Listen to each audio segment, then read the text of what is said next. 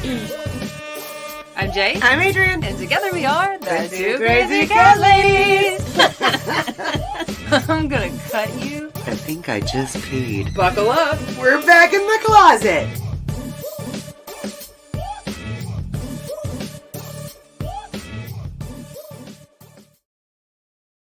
Welcome to another episode of Back in the Closet with the Two Crazy Cat Ladies. And I must apologize because we are indeed not in our closet this time, which is going to be, it's actually the very first episode that we have not been in our closet, but we did not want to push this out because we have a very special guest today. And Miss Annie Banani is here as well. This special guest has great energy if Annie is showing up. And we have a really important, awesome, and amazing and interesting topic to talk about today, which is the human-animal connection. So thank you guys so much for joining us. We are joined by the one and only Dr. Barrie Sands. She is an emergency room veterinarian. She is an author. She is a speaker. You are a healer in every sense of the word, an educator, all of the amazing things. You are really just an incredible joy and gift to Earth as we know it. We have been looking forward to doing this podcast with you since October when we got to meet you in person. Dr. Barrie Sands, welcome to our podcast. Thank you so much. I'm so excited about being here with you guys, seeing your beautiful faces, being on your Crazy Cat Lady show. So much fun. This is going to be so much fun. It is talking right before coming live. Jay and I literally have butterflies. Yeah. And we know that this topic is so extraordinary. You know, the animal-human connection. It is an amazing, this is going to be an amazing conversation to explore. Well, and when this idea came up, honestly, it's, you know, we talk to hundreds of cat parents literally every single day, right? Whether through all our different avenues of communication and community. And we're getting more and more of the same types of questions and just kind of seeing a cyclical thing happening when it comes to humans and their cats. Mm-hmm. And so I was like, we've got to do a podcast on this. And nobody in the entire universe is better to talk about this than you. And I knew it in my heart. I mean, we were honored and blessed to be able to be in your presence for an evening, which was supposed to be a short happy hour that turned into like an 8-9 hour night. It was so good. But it was a conversation that we had like bits and pieces. Actually, I'm really excited because we're going to learn so much tonight ourselves. Okay, we're getting so excited and we're rambling on and on. For anyone who has not met you yet, Dr. Barrie, maybe we should do that. It's such an incredible thing to meet you. So if you were to do a little intro for everyone who may not know who you are, could you share a little bit about your path and your purpose? Well, let's see. I am, like you said, an emergency critical care, integrative, holistic, functional medicine veterinarian who also, oh, by the way, loves energy medicine. And my mission and goal in life and my passion, I guess my passion purpose would be to bridge the gap between science and mysticism or spirituality to create health and wellness for humans and animals. Yes. So that's kind of like my blanket passion that I have. And there are so many different levels to approach that. But I really, really love I love the energy work. I am I'm fascinated by it. It has this sort of warp speed sort of mechanism of healing that happens. And the understanding of it is just so far out, kind of wonky, that it's so exciting to dive into that, really see how it relates to us and how we live on our planet with our animals and every other living thing that we surround ourselves with, and how are we in relation to that?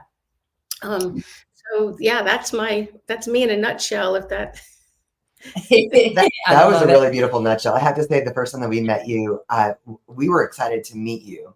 But your energy, when everyone listening, when you get to meet Dr. Barrie Sands, it is one of the strangest, biggest energies ever, in a way. Like, I remember asking you that first night that we got to meet, like, can you explain yourself a little bit? I always think of like emergency room critical care veterinarians as being very, stoic, pragmatic, very practical, very sharp, whatever. And you just have this. Or stressed. I mean, I would yeah. just be like a high stress type of individual. And you're just so like zen. And you said you gave a presentation at the conference we were at when we met you, and you said that it was one of the most exciting parts of your job. And then I think you told Adrienne when she asked, how are you so zen? You were like, I have to be. Then sometimes I just have to stand there. And as frantic pet parents come into the clinic, you stand there and your energy, you don't say a word, and your energy actually calms them down. That's Dr. Barrie Sands, guys. That's Dr. Barrie Sands right here. Yeah. Well, I mean, if anyone knows what it's like to be in the ER, if you've ever, had to go to the ER as a person with an animal, you know how incredibly stressful that is, right? There's no joke how people, it brings up so much emotion on so many different levels. And, it's not the time for me to not have emotional composure, right? Because I'm the one that has to sort of allow that space to happen so that I could relate to the owner who's not in their right mind most of the time when that's happening, and calm the animal if, that's a thing. So yeah, it's more like being in the Matrix, or like that stealthy ninja in the ER, because everything is happening all at the same time in multiple different levels. And it's the only way that you can be able to navigate through that space in an efficient way is to be able to kind of be in that zone, right? That zone of energy where you can kind of see everything all at once, all the time. Explain that to the rest of the world who have not experienced that zone. Well, how do you get to that zone? I was going to say, do you have like a practice in which you like on a regular basis put yourself in that position, or remind yourself to what to do to get into that zone? Like some people meditate and do all these things so that they can like handle their lives. Do you have that, or is that just like a inherent, like, I know, like some people know how to act on real quick and you can go zen real quick? Well, no, it takes practice like anything else. I mean, I maybe I had a little bit more natural tendency towards that in a way. However, there is practice. It's called coherence, right? The terminology for that in a biophysical way is called coherence. When your brain and your heart are in alignment, in a communication, that's the trick. And then everything else in your body will be in alignment with that. And it carries a frequency that's really super smooth and even toned. And, you're, I don't know if you want to talk about that, because that's a really cool topic to talk about coherence. But you on that frequency. Yeah. When your heart is a singular organ, and it has a pulse and a rhythm, right? And it produces not only sound waves from the pressure, right, of the heart beating, but it also has pressure waves, and it also has different frequencies that it emits. And it also is the place where our emotions are sort of seated and processed. There's a magnetic field that gets emitted from our hearts that's at least 9 feet out. And this is all measured. The Heart Math Institute has done all the science around looking at the electromagnetic field that gets emitted from our physical bodies. And that comes, it's from the heart space. It's about 5,000 times stronger magnetically than the brain, and 100 times stronger than the brain. So we emit this field, and what's in the field is the information, which is your thoughts and your emotions. And when you're anxious or upset or angry or frustrated, the information, think of it like a wave that's kind of coming out from you, is like, and your animals will feel that. If you approach a cat and go like, really anxious, you'll see them, freeze or poof or, or run. They know it. They could feel that energy. Yeah. And the emotions of calm or awe, joy, tolerance, kindness, courage, pride, those feelings are the ones that create those really smooth waveforms, right? And then when that happens, people around you will feel that and they'll say, oh, wow, I really love your energy. I love how that feels to be. It's like bathing in this yumminess, right, of frequencies. It's true. That is accurate. That is exactly yeah. what we experienced when we met you. Yeah. We were bathing in the yumminess. We were bathing in the yumminess for sure. That was awesome. Oh my God. This reminds me, and for everyone, I know we can't spend the whole time talking about this because I think this is such an illuminating conversation, but it reminds me of the interview that you did with Dr. Karen Becker talking about the heart, what is the name? Institute. The Heart Math Institute. Heart Map Institute. Yeah. Yeah, MATH, like numbers. Thank you. I love the interview. I just can't remember the name. Yeah. Well, I mean, you can get all this information, if you want, just go there, heartmath.org, and they'll have tons and tons of more information if you want to take a deep dive, into all of that. But the practice of going into coherence is very simple, but it takes practice like anything else. And the more you do it, the quicker that you can get into it. Yeah. On the fly. So if there's a situation that is really upsetting or agitating or shocking, your nervous system is going to react to that just because that's what it does. It's set up for that, feedback, right? So your sympathetic nervous system comes up online, your fight or flight sets in. But then if you got to deal with a situation, then that's a whole different process. If you need your brain in a situation, then you need to get out of that fight or flight, because the fight or flight is meant for you to run or to fight. There's not much intellect going on, right? So if you have to use your mind about something, whether you're in a car, you're going to be, driving, or you're in a situation where somebody gets hurt, or you're just maybe, in an altercation or a fight with somebody or a conflict, right? To get out of that so that you can use your mind differently, because a lot of times when we're upset or angry, we'll say things that we don't even mean. Right. Right. Yeah. And the reason why we do that is because we're not in that space where we're actually thinking. We're just reacting, Now I want to do a whole podcast just on this. I think, well, obviously this means that you have to be coming back because I feel like this is, so much of everything that we do in the cat community, this beautiful community, so much of it is very emotional, very connected to the people. This is our commonality. What brings us all together is our love of our cats. And I feel like it is such a great, like at Naturally Cats Conference, you gave such an amazing presentation. I see that Laura Lee, Moon Mojo Feline is here, dedicated feline enthusiast, was there, really enjoyed your presentation as well. There are more and more places to kind of share that voice that helps connect what we humans experience and how we can, how that impacts our cats and ways that can really help our cats or not. Yeah. Which kind of brings us into the subject of what I wanted to talk about today, which was the human animal, the human cat connection. But on use your word. I'm trying to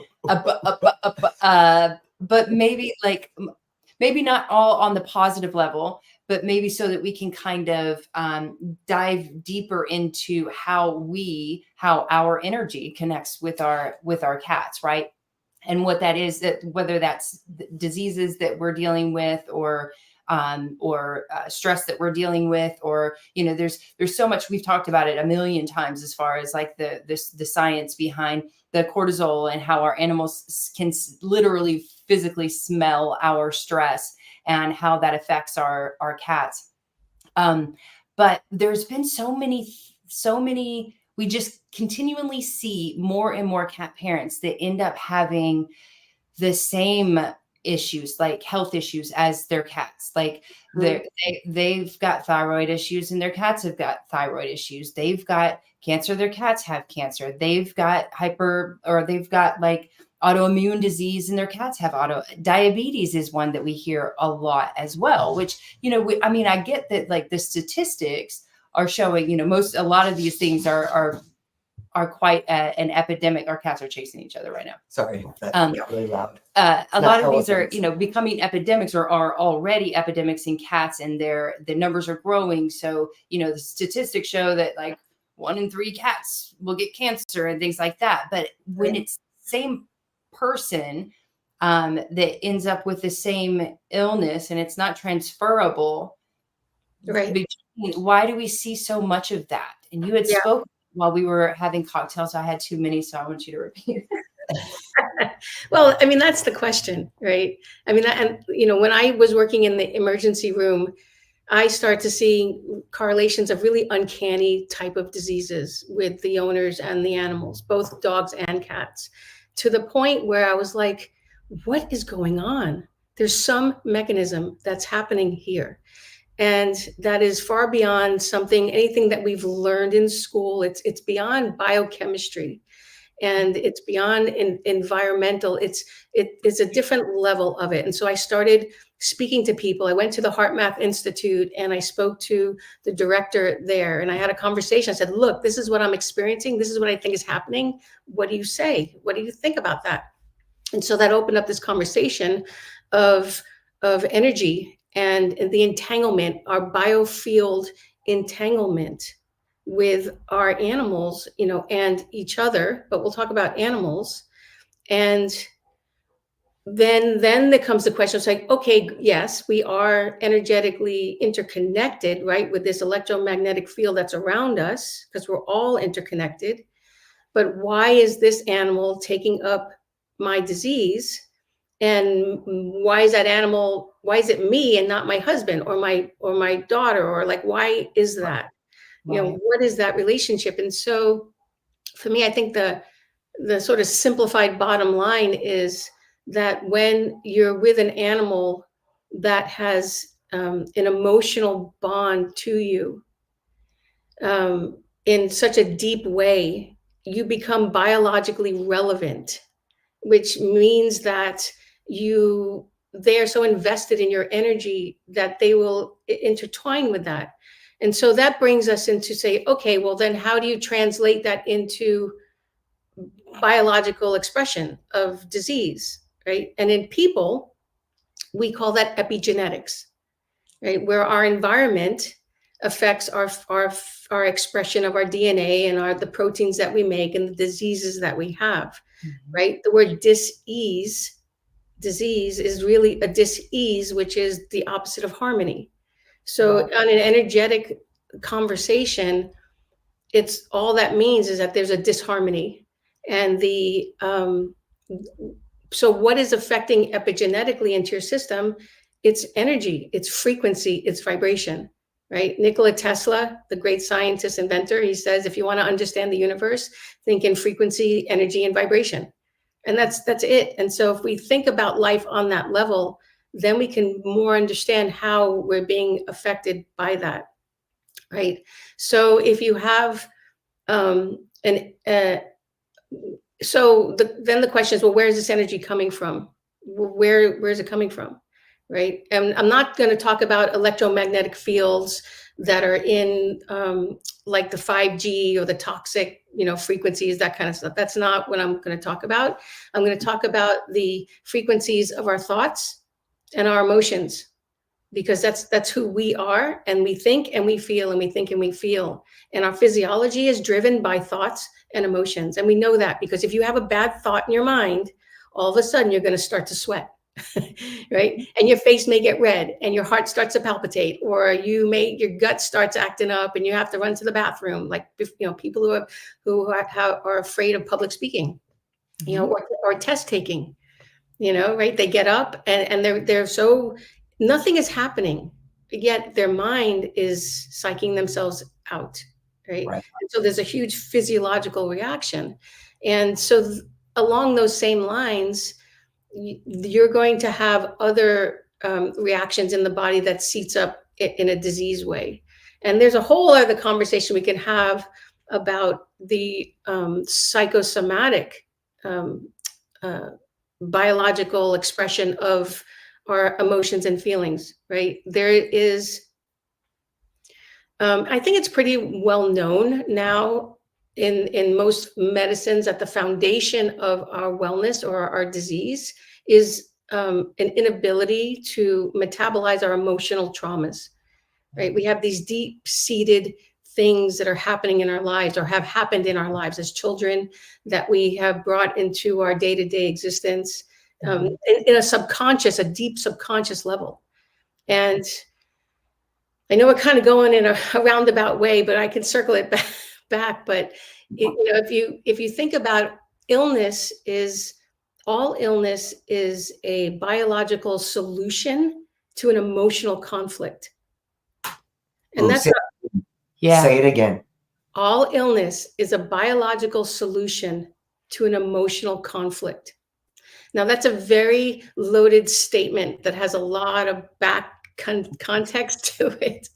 And I think we could probably maybe talk about that on another time. I don't know, because it's a whole other thing, like the mechanisms around that. But there is,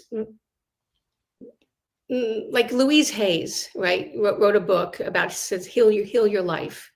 And where there are parts of the body that will be expressed having some injury or issue related to some sort of metaphorical situation, right? Say you have chronic shoulder issues, right? That may be because you've energetically, emotionally, you feel like you're carrying the weight of the world on your shoulder, or you have this inability to shrug, or maybe you shrug all the time, and like things you can't let things roll off your back, and you're stuck in that way. So there's all these metaphors that we can relate to certain parts of the body. And so that's kind of what that means.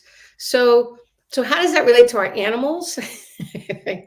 Is that if we express our diseases through epigenetic mechanisms with our thoughts and our emotions, then animals also have the same mechanisms of epigenetics, right? And so when they are in our fields biologically connected, right, and with these entanglement of these fields, and they're invested in us so much, and they live with us, they breathe with us, they eat with us, they experience life through us, right?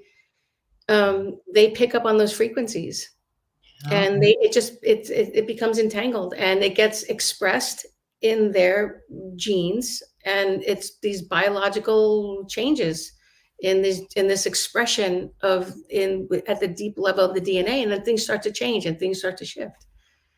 So what I think is fascinating is that this was, you with your in practice, right, as a veterinarian, and then also with your experience with energy work, to see that kind of correlation as well. Have you ever been able to, or if given the opportunity, how would you help one of us humans to better help? Right. So like examples, say that Zorro here, my best boy, say he, I have I don't have any ailments, but let's just say I have like some ailment, diabetes, let's just say diabetes, and he too, we're super connected, he too comes down with diabetes. What would you say if I'm like, there's got to be some kind of correlation, or do you address this to anyone, like other than a broader? Yeah. So yes and no. I would love to, honestly, because I feel that the essence of the healing that's going to happen is eventually going to have to be on an energetic level, if you want that to be the case, right? So I work in a very conventional practice. I also have an integrative practice where I use pharmaceuticals, I use surgery, I have procedures and technology, and I also do integrative medicine, food therapy, and homeopathy, and acupuncture, and cold laser therapy. So there's all these healing modalities that I can stack on. And yet I find unless you address that next level of the emotional connection that the human has, with the animal, you don't really fully get better. And so the question is, the human has to, want to be part of that. Yeah. And a lot of people don't. It's a healing is a choice, and it's a journey. Wellness is a choice and a journey, and people really need to want to step into that role. I mean, there's always a pill that's going to take care of a symptom, Right. but it's only going to be for a certain time until something else comes up, Right. and it may manifest itself differently. Yeah. So, Yeah. it's so, for instance, I had a client who had a dog who had severe pancreatitis, GI stuff, and the conventional realm wasn't really helping. It helped, and then it didn't. It helped, and then it didn't. And so we started doing a lot of integrative things like dietary changes and supplements and Chinese herbs and acupuncture and things. And so she did get better for a little while. And then she would have these relapses that I was like, it doesn't make sense. She should be like, okay, why is she not okay? And in the interim with our exams, Mom and I would always chat. And so I know a lot about her life and her story, and she was grieving the loss of her husband. And so she would cry every time we figured it out. Every time she would cry and grieve, her dog would start to vomit and have GI signs. And so there was a correlation between her and this dog, because the dog was just so worried about her. When she would do that, she would become physically ill. And so when we realized that, when we made that connection, Mom started doing some work around, her grieving and her process around that, and not always doing it in front of the dog, and so then they ended up healing. It worked, and they got better, and the dog stopped vomiting, and Mom, grieved in different ways, and, worked through that.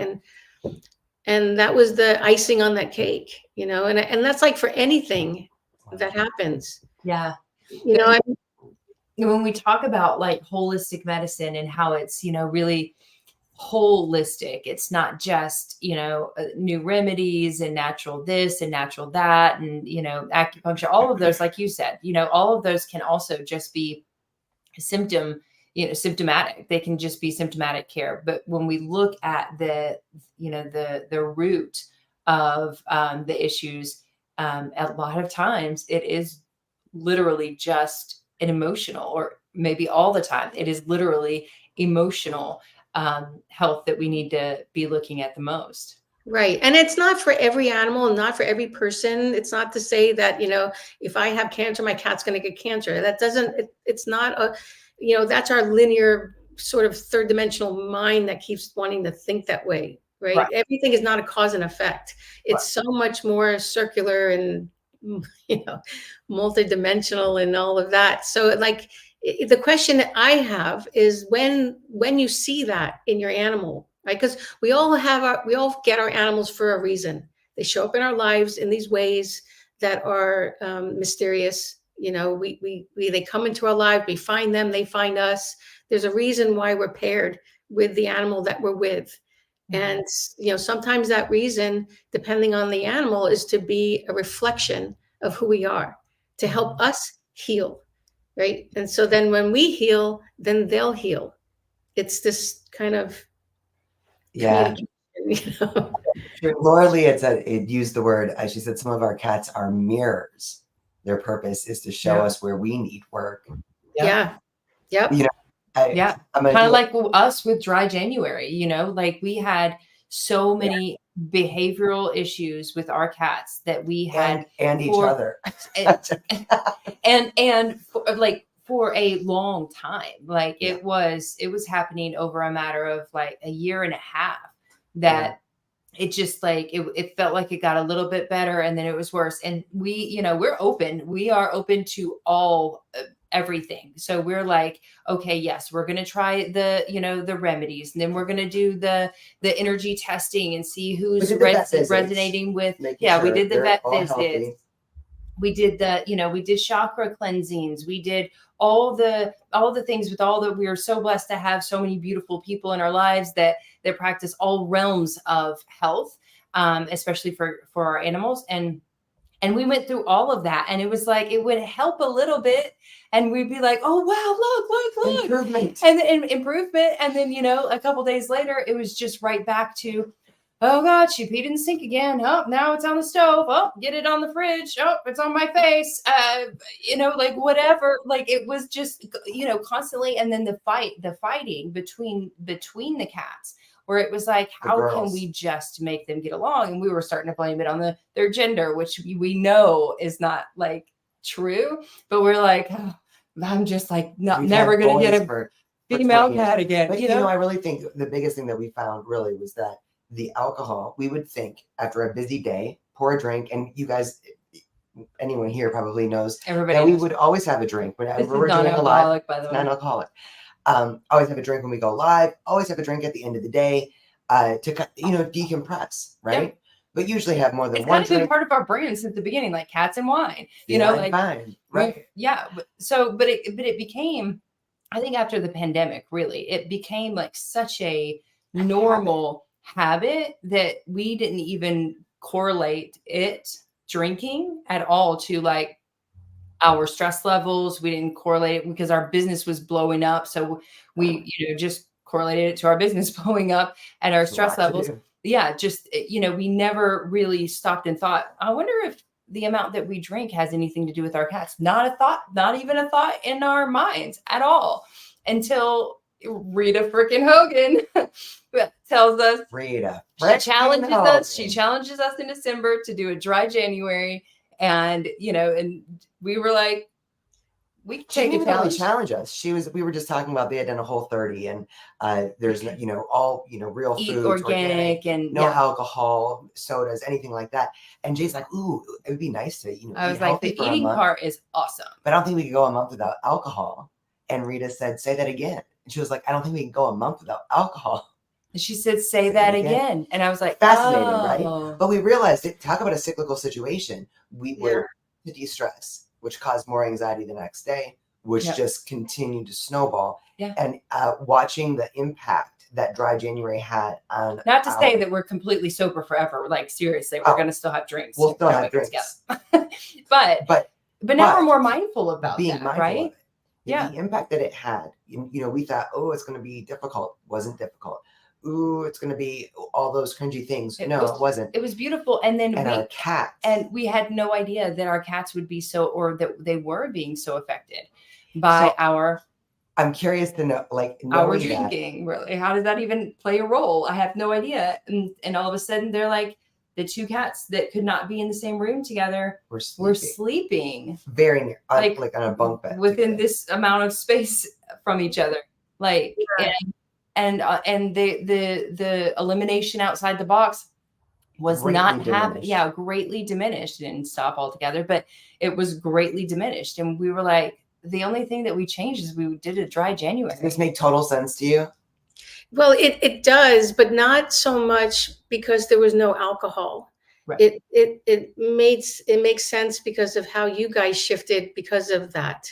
Exactly. Right? And so your different level of awareness and the way you decided to show up in your own life and take responsibility for certain things, that were subtle that you weren't really addressing because now you had to look at them from a different way. It gives you a different perspective on your life and your situation, because honestly, drinking is such a pattern of behavior. And I'm not saying it's a bad thing, but when it's used and obviously your animals were telling you that there's something happening here, that you guys are dampening something that needs to come up to the surface so that we can all experience it in a different light. And when you're, without that pattern that you fall into, you start to see things from very different perspectives. And that's really what healing is. It's seeing a situation from a different perspective. Yeah.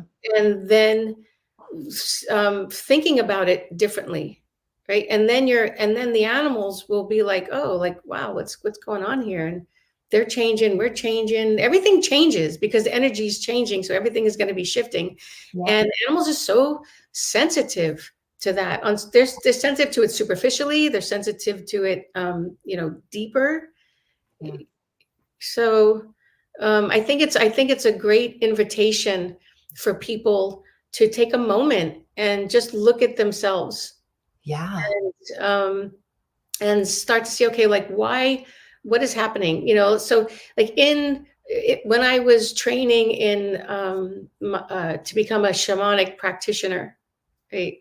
There's basically shamanism is an ancient relationship of healing to everything on the planet, right? Where everything has spirit and everything has an effect, whether it's the plants, the minerals, the animals, the humans, the weather, the patterns, all the different elements, the fire, the air, the water, the earth, and how that relates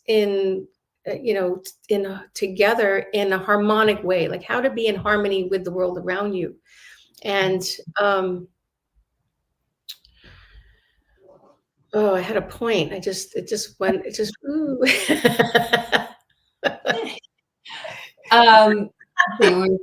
When you were training to be a shamanic practitioner, we were talking about the energy that how things when you change look at with things us from a different perspective. Oh, everything is spirit. That's where healing comes in.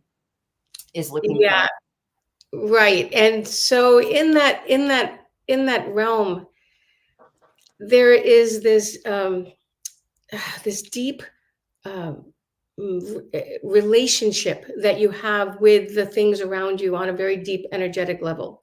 Yeah. And when you are going through this energy work, there's a saying that says what's coming is going, right? So when something comes up in front of you as a problem or a thought or an idea or something that's deep inside that you're now noticing, it's because it wants to be seen, it wants to be recognized, acknowledged, blessed, and then it moves on. And the healing can be so profoundly quick because there's a recognition and an acknowledgement around it from a different perspective. And that's how a lot of these people who have spontaneous remissions, all of a sudden they heal. Their cancer is gone, or their tumors are gone, or this is changed, or they don't have an arrhythmia anymore in their hearts. And a lot of these spontaneous remissions are literally that mechanism of creating an awareness around what is the problem and acknowledging it and looking at it, shifting your perspective, your understanding, and then allowing that to go. And then the awareness around a lot of problems just will help it disappear. It's simple. The solution is always, it's simple. Not easy, but it's simple. We complicate it though, don't we? We definitely complicate it. Yeah. People mess it up when it's too simple, especially. Right. So what would you say about is it basically the same thing when you have, because we also know several people, and by know, I mean are aware of several people who just continually get the same, and this is specifically cancer. I'm sure I've heard it in other realms too, but where it's like every time they adopt an animal, every time they have an animal, there will always be at least one animal in their house that's diagnosed with cancer.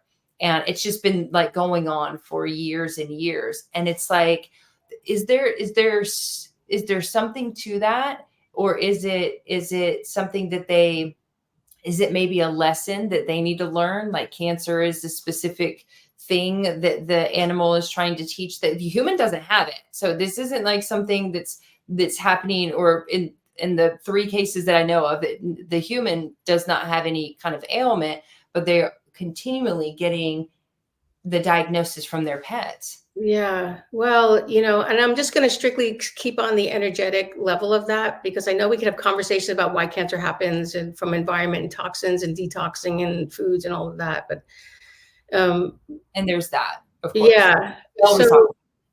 Let's talk about the different realm. But in the energetic realm, when I said that illness is a biological solution to a conflict, right? Yeah. And it finds ways to do that in a very metaphorical, encrypted sort of way, like, because your subconscious, it's like a dream. It's like a dream. If you can think of what dreams are like, how dreams are very encoded and metaphorical, and they seem to make sense when you're in it, right? But when you wake up from the dream, timelines are off, nothing makes sense. The bear, the whale, on the boat naked, have no idea. And but your subconscious knows what that means, and it's so when it does that with your body, right? Your body wants to heal. That's what it's built for. It's built for survival. It's built for healing, right? And the solution to your mental state is to create something in the body that offsets that angst, right? So for instance, we'll talk about cancer. We'll talk about, say, breast cancer, because I think that's, at least in humans, when people might think that breast cancer is a horrible thing, right? It's a problem. But if you think about it on an energetic level, it's a perfect solution to a conflict that you're having. And what I mean by that is, very specifically, metaphorically, the breasts for women are there metaphorically to nurture, right? We think about nurturing our young, right? That's what they're there for. We make milk and we feed, right? And so a lot of these people who may have breast cancer or find a lump in their breast will be have a storyline or an issue where they were almost losing a child. Right? Say their child got into a car accident and they were worried that this person was going to survive, right? And so maybe they're in a coma, and because they feel that they want to help but they can't help, the body is going to be, okay, well, you want to help? Well, let's help. We'll make more breast tissue. We'll proliferate more cells to make more milk so that you can feed your baby, and rescue her, right? So that would be the tissue, the mammary mass that starts to show up. And in the human world, when they are, seeing practitioners that are helping them sort of what they call biologically decode that phenomenon, when there's a recognition of a link to that emotional conflict with, say, when did that happen? Well, I developed this lump, 2 weeks after my daughter was in a coma, right? And so then when there's this link that's made, then there's this awareness around it, and then things start to shift biologically because it's not needed anymore. So then it changes, and there have been the cases where the tumors will actually shrink and go away, right, once that conflict is resolved. And so, energetically bringing it back to maybe cats, and this is all very new. And so, I'm interested in doing like more deep dives into that relationship, with the different biological organ systems, in the animals, with the humans, and how that's related, because I do believe there's a profound relation. And perhaps, with this person with all these cats with cancer, I guess my question would be, do they all have the same cancer? And is it being expressed in that way? And if it is, if it's something in the GI tract, maybe, Is there something in that person's life that they're finding hard to digest, or they can't assimilate in their lives? Is there some conflict in their own personal lives that, are they going through a divorce, or they're having breakups, or is their house falling apart? I don't know, whatever. I mean, everyone has stuff going on. Right.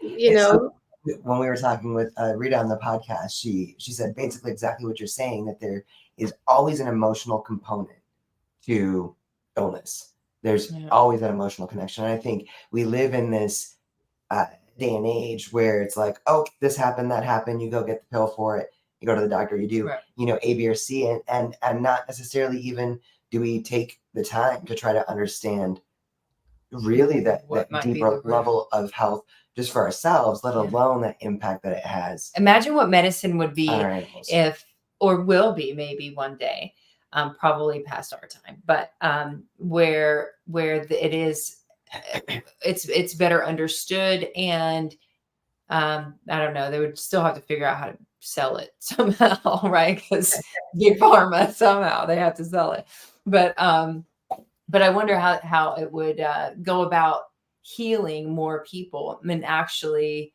getting to the root of the matter, if medicine and energy connects. Yeah, well, I think, it's certainly happening, in certain segments and realms, of energy practitioners and people that are doing what's called biological decoding, in those realms. So it's happening. It's just not, obviously mainstream. It never will be, right? Because it's not pharmaceutical, right? So it's a whole different, it's a paradigm shift. We have enough trouble, feeding our dogs correct food, like raw foods versus kibble, that's such a, that's still an argument, right?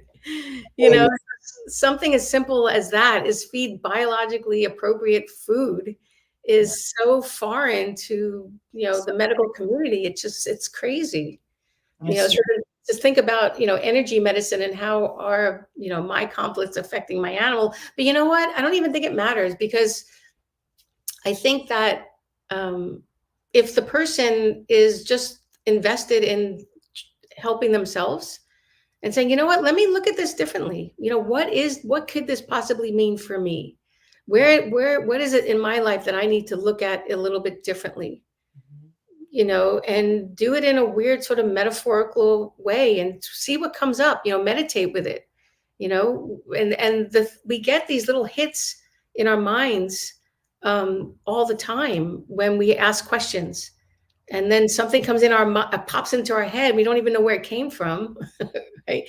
But then there's an answer and a solution, and you're like, oh, well, that's really weird. I wonder if that's a thing. And then it usually is, right? Yeah.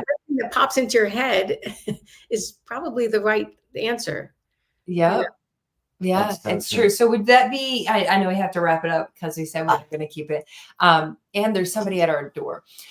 But would that be your best piece of information for cat parents then, as far as like, how could we, aside from, feed your cats biologically appropriate food, and,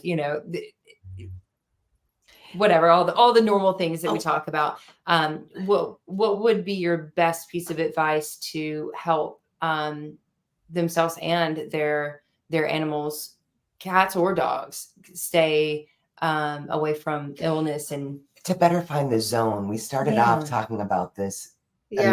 Zone that is a physical sensation when you get to experience it, and it's such what an amazing way to live. What are some tips for us just generally? I know that this is about our cats and health and all of that, but I think to bring it back to that zone, what are some helpful tips? So first and foremost is to breathe. Take a breath, a nice deep breath, right? And if you could take 1 minute and breathe, inhale and exhale 6 times, which is 5 seconds in, 5 seconds out, that'll be 6 breaths in 1 minute. And instantly your sympathetic nervous system is going to just dial it down. And your parasympathetic, which is like the vagal tone and all that yummy rest and digest stuff, right? That's going to start coming up online. And you're just instantly switched off of that. So if we're in a moment, right, of angst or something upsets you, and it could be little subtle things, right? It could even be a thought that upset you. And then all of a sudden you can kind of feel in your physiology that, maybe your face is getting red or hands are getting a little sweaty or something. And you're like, okay, what was I just thinking? Be mindful of what it was that maybe triggered that response. Yeah. More body awareness, right? And then to take a breath, just 1 minute, just 1 minute. It's just 1 minute. And in that 1 minute, you can go a little bit further. And when we shift into what's called coherence, what changes the physiology is the emotion that you feel, right? So if you're feeling angst or nervous or stressed or like, oh, someone's at my door, right? And I have to get off this podcast and right. And you're feeling that, you're feeling it because your body, even though you're kind of like, yay, this is great, you're feeling it in your body. Yeah. Right? So take that breath, breathe a little bit, and then put yourself back into a memory that was amazing and awe-inspiring and joyful or delicious or something that you remember. Recall that memory so that you relive it. And then you relive that feeling inside of you. And now your body is now feeling, when you were skiing on that mountain or something and the weather was beautiful. Sunset in San Diego with Dr. Barrie Sands.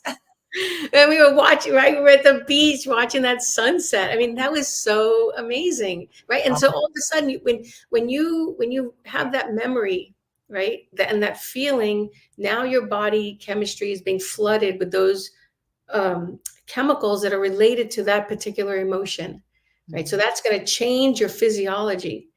And so now your heart and your mind are now in sync because you're feeling that feeling. You're thinking about the sunset. You're feeling the amazingness. And now you're in sync. And so now you feel differently, right? And then you can, from that space, you could say, okay, well, I got it, 5 more minutes and we're wrapping this up. It's all good.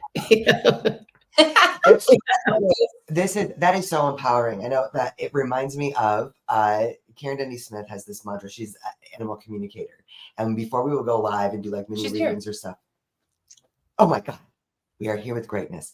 She does this like it's a centering mantra almost, right? It's the saying, and it's one of those things where I hate flying. I think it's horrifying. It literally makes me ill. You talk about what that feeling is of like fight or flight, right? I could throw up just like thinking about it. See? The physical, visceral reaction to thinking about getting on a plane. And I had to. And it was like this beautiful moment of just recalling that. It's like almost, and like you breathe in with every phrase, breathe out. It helped me survive. Survive that kind of situation. But that in those moments though, right? It's so hard to be like, that and a good pilot. I have 1 minute. Yeah. And a good pilot also helped her survive. Breathe, right? It's just. Well, also too, that's where the practice comes in too, because these kind of techniques, you really want to be able to use them on the fly in the moment. Not like when you set the candles and the incense and the music and you're ready to like go into that, that's not the time that you need it, right? You need it when you're in the crisis and that you need to just like recalibrate yourself. And so to practice doing that, 5 minutes a day. I like to, when I started doing this training, every time I went through a threshold, I would do a 1 minute breathing coherence training in my body. And a threshold is like a doorway. So if I was going through in and out of my own door of the house, or maybe into the bathroom or into the bedroom or into my car, like whatever that threshold was, I would say, okay, I'm going to do it for a minute, and then it forced me to practice. And really, it doesn't take much time. you do that, you do this for 3 weeks or something like that, and then you're going to be so used to doing that. Yeah. You Yeah. know, And you think about how your cats are going to react to when you're keeping Oh. your energy centered or keeping it under control at least. And when your cats are no longer like stressed about things like we do, cystitis. We're going to talk to Dr. Judy soon about blocked cats and cystitis and oh yeah, and that's all about stress. right, exactly. And you think about like how if we can, Yeah. those deep breaths, if we can train ourselves to keep our energy under control, our cats only really have us, right? They're indoor cats. They only really have Soak in our us. And frequency. yeah, they soak they're sponges of energy. So they just soak up whatever it is. So if we can calm ourselves, we can help too. That was me. Yeah. Can help to keep our cats. Yeah, and an energetic tidbit about the bladder and urinations with cats, because you might want to like sort of when you're thinking about that conversation with Dr. Judy, is it's a lot of what urinations or things like that. It's about territory. It's about either losing your territory, wanting your territory. The body. Disease mechanisms make no distinction between something that you're afraid of or something that you desire, right? So either you're afraid of losing something, or you want to have something, or you want to covet something, or you're getting it, that kind of thing. And cats are, they use their pee a lot with territory. I mean, I was listening to your story when your cat peed on you. I mean, my cat one day, he just sat on my chest in the morning and just started peeing on me. And I'm like, what is going on here? It's true. Marking a territory, or, are they trying to tell us something about, like, are we losing something in our lives? Are we afraid of that kind of thing? So Yeah. keep that in mind with cats. It's very much a stress related situation with their urinary system. Yeah. So true. Wow. That's going to be a great conversation. I wish we could put you in our pocket for that one. Yeah. Okay, we definitely have to wrap up. Here we are, almost at an hour, and I feel like we have topics for another 5 podcasts. That's your phone. Sorry, everyone. Yeah. Yeah, and you can see it's gotten dark in my house. The sun's going down. I'm liking this. Project Suitor is here too. See what a good job I was doing in not looking at comments. Yay! I scrolled so hard. On you? Oh, I am that. Annie peed on Jay's face. Yeah, but It's been a while ago, and the situation has greatly improved now. But this, I think, is such a fascinating, valuable conversation. I feel like we could just keep going through layers and layers of this, and I really would love to have you back to kind of hone in on some of the stuff that we've. This would be like more of an introductory thing and like an overview, and then to do more of a deeper dive. I would love that.